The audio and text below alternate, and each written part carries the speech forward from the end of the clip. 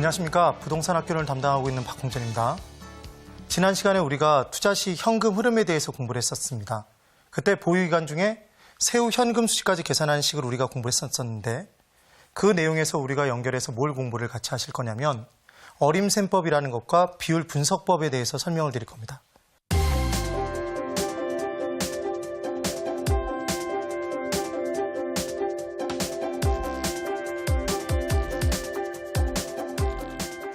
그러면 자리를 이동해서 설명을 드리겠습니다. 네, 우리가 지난 시간에 제가 네 글자와 세 글자를 기억하시면 된다는 말씀을 드렸었습니다. 국무총리 중에 예전에 어떤 분이 계셨었냐면 조순 총리가 계셨답니다. 그래서 네 글자 조, 순, 전, 후를 꼭 기억해 두시라는 말씀을 드렸었답니다. 그리고 사이에 뭘 끼면 된다? 경, 저, 세. 경비, 저당, 세금을 순서대로 빼들어가는 겁니다. 빼나가는 것. 그러면 이제 조순, 전후 네 글자에 세 글자 경저세를 끼워놓고 이 조가 유효조소득이었고 그때 영업경비를 빼면 뺐으니까 순영업소득. 순영업소득에서 남의 돈 갚으면 그때 원금만 갚는다, 이자만 갚는다, 둘 다. 원금 플러스 이자를 부채 서비스액. 얘를 빼면 세금을 빼기 전이니까 세전 현금 수지가 되고 거기서 영업소득세를 빼면 뺐으니까 세후 현금 수지가 된답니다. 이렇게 계산을 했었고 우리가 또 뭘 공부를 했었냐면 조순전후 네 가지를 가지고 투자 결정을 내릴 때 경비와 저당과 세금 중 뭐는 고려가 됐고 뭐는 고려가 안 됐는지를 공부를 또 했었답니다.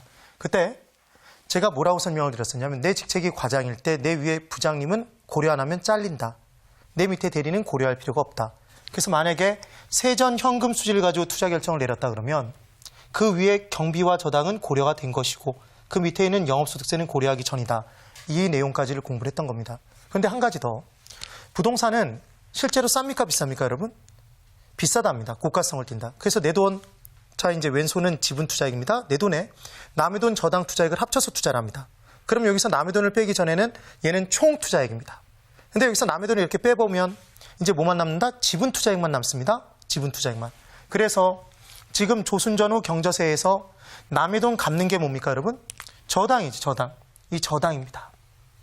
저당. 그러면 부채 서비스액을 기준으로 조수는 유효조소득과 순영업소득은 남의 돈을 빼기 전이라 무엇과 연결되냐면 총투자액과 연결이 됩니다. 총투자액과. 그럼 전후는 남의 돈을 뺀 다음이니까 얘는 무엇과 연결이 되냐면 지분투자액과 연결이 된답니다. 지분투자액과. 이제 내 돈만 남았다. 그래서 이 짝꿍이 만약에 어긋나면 틀리는 겁니다. 그래서 문제에서 만약 세전현금 수지와 총투자액이 연결돼 있다 그러면 얘는 무조건 X입니다. 기본적으로 X다. 그 다음 순영업소득이 나왔는데 지분투자액과 연결돼도 얘도 X입니다.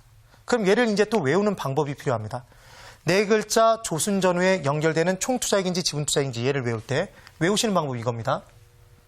조순 총리는, 조순 씨는 실제 직책이 총2셨습니까? 총2, 총리다. 이렇게 기억하시는 겁니다. 그럼 전후는 무엇과 연결된다? 지분투자액과. 그런데 이제 이 부분에서 나오는 투자분석기법의 어림셈법이라는 것이 있답니다. 그럼 어림셈법은 크게 말 그대로 얘는 어림잡아 셈하는 방법입니다. 어림잡아서 셈한다. 그러면 할인한다 안 한다? 할인자가 들어있지 않으니까 화폐의 시간 가치를 고려하지 못합니다. 그럼 여러분 어림잡아 셈하면 계산 과정이 복잡하겠다? 간단하겠다? 간단합니다. 간단한 장점이 있어서 많이 쓰는 방법 중에 하나가 어림셈법. 그러면 이제 첫 번째 승수법이라는 게 있고 두 번째 수익률법이라는 게 있는데 승수법은 몇 배 몇 배고 수익률은 보통 100% 이하랍니다. 그러면 승수가 몇 배, 두 배, 세 배, 네 배 이렇게 되기 위해서는 2, 3, 4 이렇게 끝나기 위해서는 분자에 큰 게 들어가야 되고 수익률이 보통 100% 이하 20%, 30% 이렇게 되기 위해서는 분모에 큰 게 들어가야 된답니다. 그럼 둘 다 분수인데 얘는 분자에 큰 것, 얘는 분모에 큰 거면 분자에 큰 것을 뒤집으면 분모에 큰 것, 분모에 큰 걸 뒤집으면 분자에 큰 것이 나옵니다. 그래서 승수와 수익률은 무슨 관계에 있다고 얘기를 하냐면 역수관계에 있다고 얘기를 합니다. 그래서 우리가 승수법과 수익률법을 공부할 때 둘을 열심히 외우기 위해서 노력하는 게 아니라 하나만 정확히 기억해 두시고 나머지 하나는 뒤집어